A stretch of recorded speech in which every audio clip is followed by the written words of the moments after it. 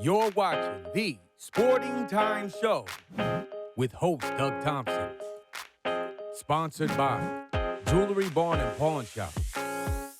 Good evening. Just 2 weeks removed from a devastating tornado that impacted our area, tonight's show welcomes two leaders from our community. Both of these gentlemen have monumental responsibilities leading their respective school systems. First, Warren County Public School Superintendent Rob Clayton, and later in the show, Gary Fields from Bowling Green Independent School System Superintendent will join me. But first, I'd like to welcome in Rob Clayton. Rob, thank you very much for coming in today. Yeah, thank you, Doug. It's always an honor to be here with you. And as you know, there's a lot been happening in our community over the last week or so. You know, I can't imagine what it has been like for you and for Gary Fields, superintendents, first of all, going back to 2020 with the COVID and all the logistical things that you had to do and run, and then, you know, coming into this season, this school year, doing things to make sure that your students and your faculty were healthy. And then we get hit with that devastating tornado a couple of weeks ago, which just impacted this community beyond belief. But the county school system has really stepped up and done so much. Kind of talk a little bit about, you know, what you did 2 weeks ago to get things in motion, and what that was like for you as a leader of the county school system. Well, first, I'd like to just acknowledge that our thoughts and prayers remain with our families, the ones we lost, but then also those directly impacted. I wish I could tell you today that we had this grand master plan to deal with this type of emergency step by step, but the reality is there's a lot of unknowns when you encounter a tragedy such as this. However, there has been extensive planning from a community standpoint with local emergency management and our local public officials in the event that something like this would occur. So from that standpoint, I do think that we had a strong plan in place, as much as you could for, again, a situation that's this fluid. But the reality is much of what we've observed occurring over the past week has been done just because people wanted to step up, both within our own organization, but then across the community. And I'm just very thankful that we have the type of people who truly care about others, and when an emergency arises, they want to step up and contribute. And we've been overwhelmed with the level of support, both inside and outside of our organization. Yeah, and I know that you have been, you know, boots on the ground. You've been to the different communities that were devastated. I was over at 31W Bypass and was able to walk that. And you know, the pictures are one thing, but to see it in person is just amazing to kind of take it all in. The morning after the tornado hit, what was it like for you? I mean, how did you process that? How did you get things going? You know, what were some of the steps that you had to take? Well, again, going back, when this struck, we had folks on the ground almost immediately. We had a principal going door to door with some staff members out of concern that we may have some displaced families. By the time I was actually aware, because I was cut out, I was in an area where there was no cell phone coverage, no electricity as well, like most in our community. And by the time I was able to arrive at our shelter at South Warren High School, middle school, much of the work was already in place. Food service, for example, they had already made the decision, Kelly Holt, our director, to mobilize food. And that's not something a school district is expected to do. Right. It wasn't part of our plan, but you mentioned the pandemic and COVID, and that's what we've come to know, is when there's a need, our school officials will mobilize. And a credit to Kelly Holt and his staff.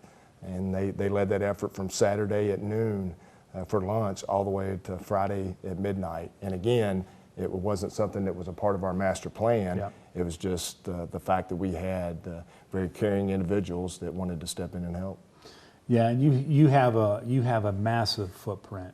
The schools that you have in Warren County and the coverage. We've got about 30 seconds left. We're going to take a short break. When we come back, though, I want to talk to you about what's going forward, what's going to be happening going forward. There's so much to talk about. We're going to take a short break. When we come back, more with Warren County Public School System Superintendent Rob Clayton. We're going to take a short break. More of the Sporting Times in just a couple of minutes.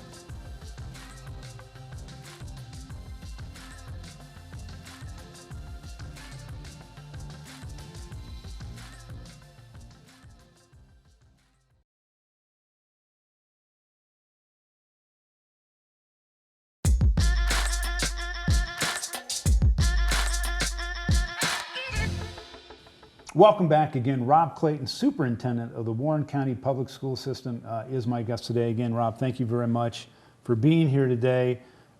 You know, one of the things that I saw that Warren County Public Schools are offering is counseling.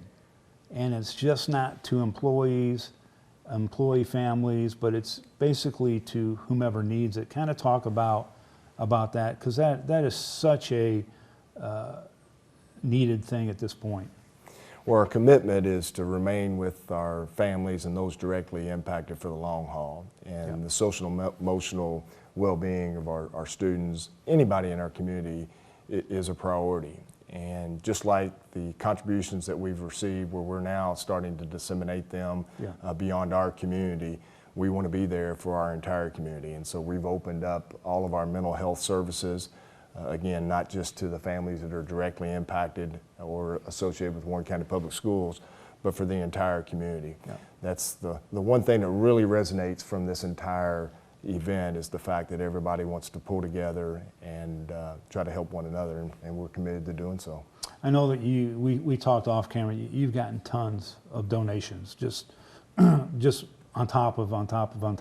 What do you need going forward as you know, today is Christmas, as we celebrate that, but in the coming weeks, what do you need the most?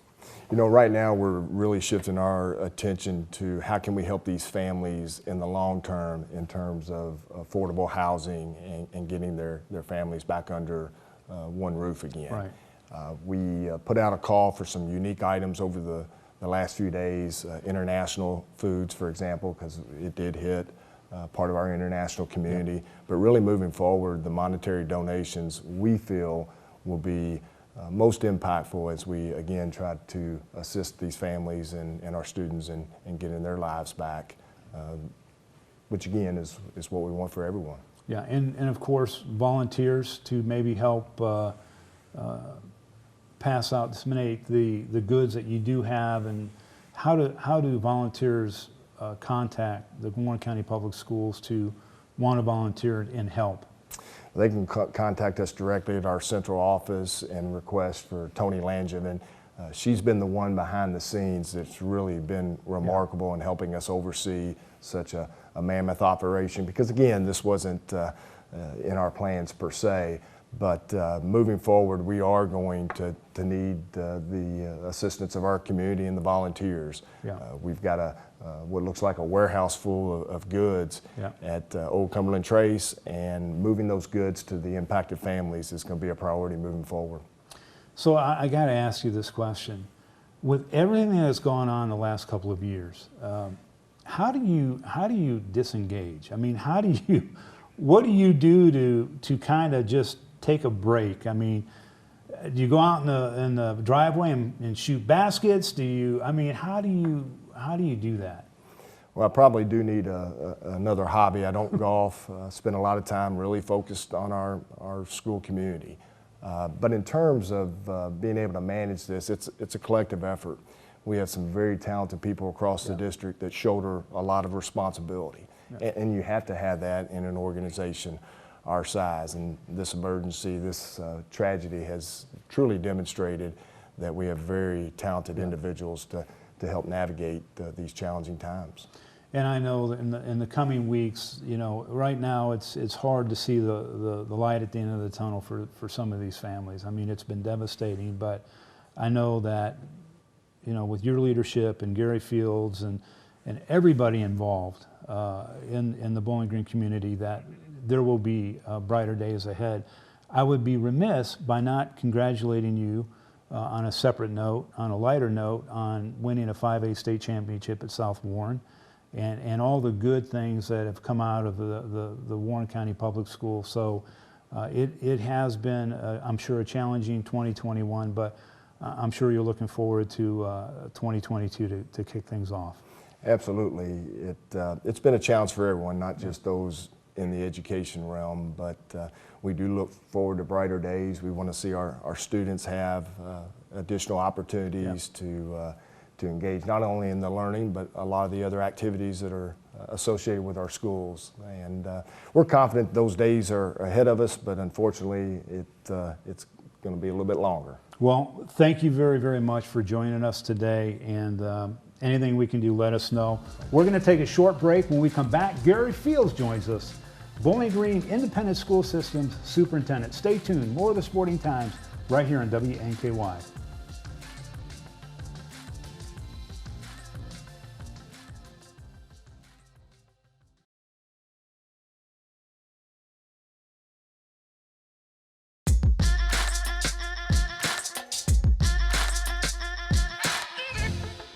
Welcome back to the show. Well, I'd like to bring into the show now the superintendent of the Bowling Green Independent School System, Gary Fields. Gary, thank you for joining me today. Merry Christmas to you. Merry Christmas. Of course, man, it has been a crazy couple of weeks, and obviously our hearts and our thoughts and prayers go out to the families that have been affected by this. You, like Rob, have been out there. I'm going to ask you the same thing. What was it like when you woke up the next day and you began to understand the devastation that had happened in Bowling Green? Well, I think, like everyone, I think shock was the first feeling that came across, not knowing the magnitude of what had happened overnight. And it just had happened a block away from my house. And so, just that realization that, people were really hurting.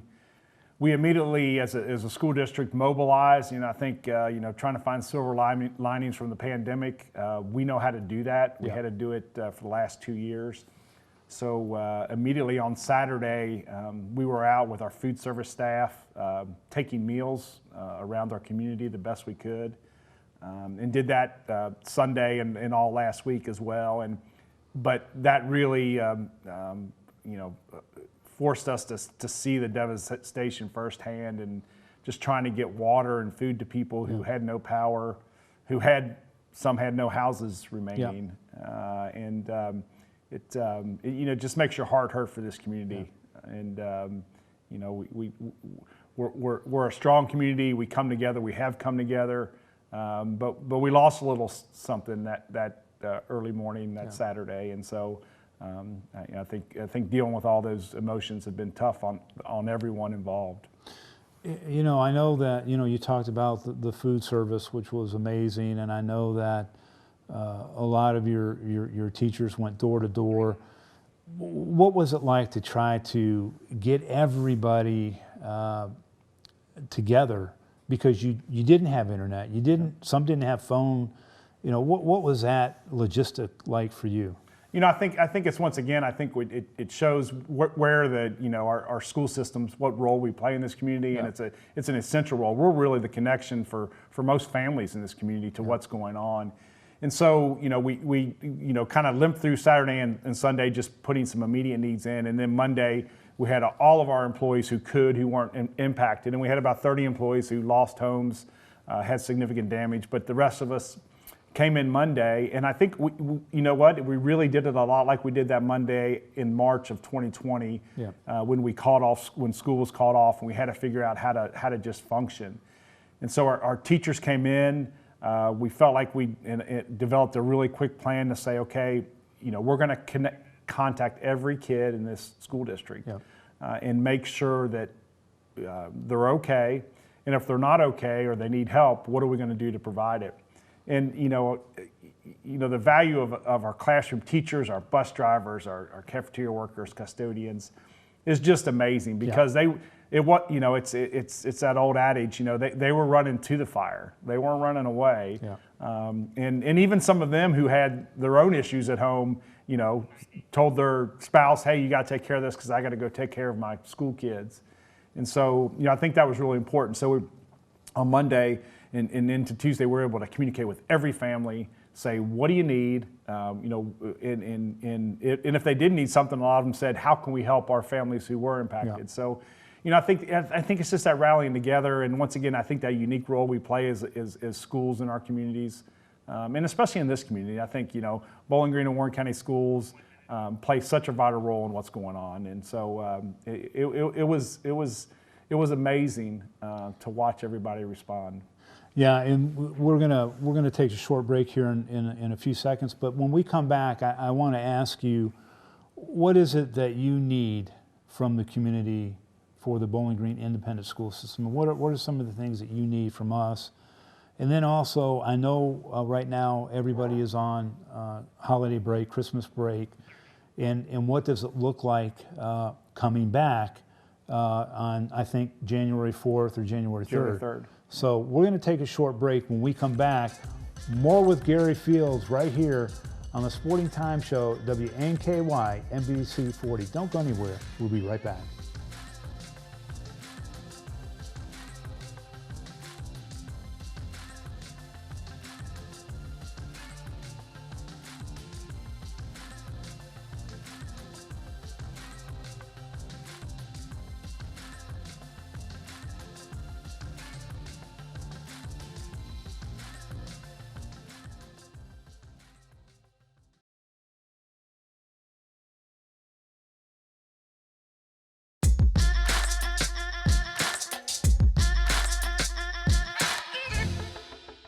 Welcome back again. Gary Fields, the superintendent for the Bowling Green Independent School System, is my guest. And Gary, what can the community do now? What is it that you need most? Whether it's volunteers, you know, goods, food, what is it that you would need the most? You know, I think sometimes, you know, our role right now is to help families, and we're in contact with all families that we feel like still need help, immediate help.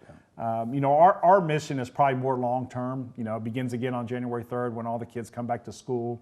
You know, the mental health aspects of not just this storm, but the pandemic, all the things going on are going to be critical, as well as meeting the daily needs of our community in general. You know, we have a large portion of our community that needs help, you know, all the time, right. Not just after a storm. So I think that's really important. You know, I think we initially asked for some supplies, and that we got those in a matter of a day. We don't need stuff. We don't have any place to put it. It's overwhelming. There are other groups. I know the old Sears building at the mall is a resource for people to drop off. You know, we have had people donate money. The Mason Goodnight Foundation came through immediately, which ended up paying for hotel rooms for over 25 families Wow. that we have in hotel rooms. And Wow. Jeff and Jana immediately said, what can we do? We have the resources to help. And so, you know, that's really critical. And so, you know, long term, I think, you know, as, you know, organizations want to give the stuff to bus, you know, Tony Rose and his crew, we couldn't take electronic donations. So we said, could you help us? And they agreed. 100% of that money comes back to the community. There's no overhead taken out. And they gave us a check for $60,000 last Friday.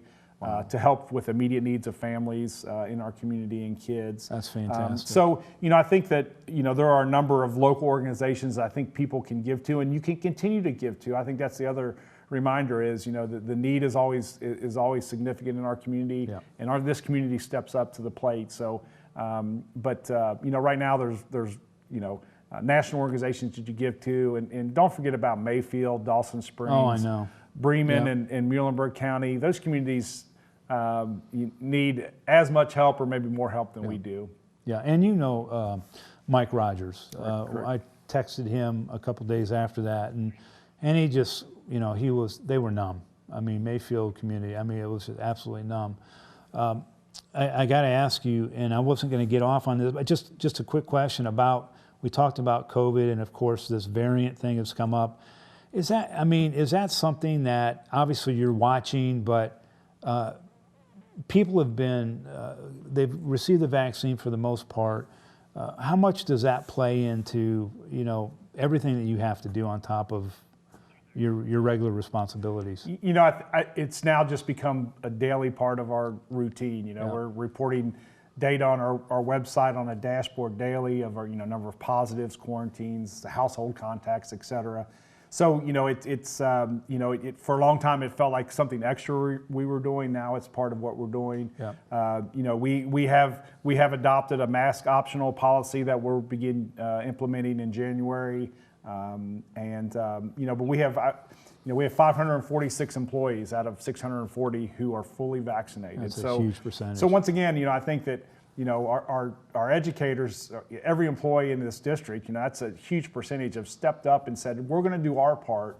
And I think we're asking others. You know, we gave extra time with our mask policy to wait for the 5 to 11-year-olds to get vaccinated if families wanted to do that. So, you know, I think 2022 is going to be our year of figuring out how we live and coincide with COVID. Yeah.